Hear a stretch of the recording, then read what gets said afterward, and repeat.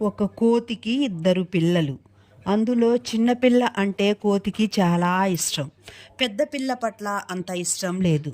ఓ రోజున కొంతమంది ఆ కోతిని తరిమారు. అది తనకిష్టమైన చిన్న పిల్లను తీసుకొని పరిగెత్తిపోయింది. తనకి ఇష్టం లేని పెద్ద పిల్లను వెనకాల వదిలేసింది.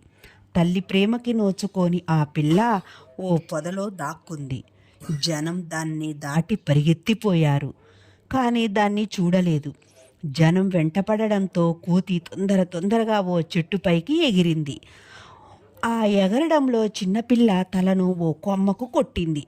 ఆ దెబ్బకు చిన్నపిల్ల చనిపోయింది.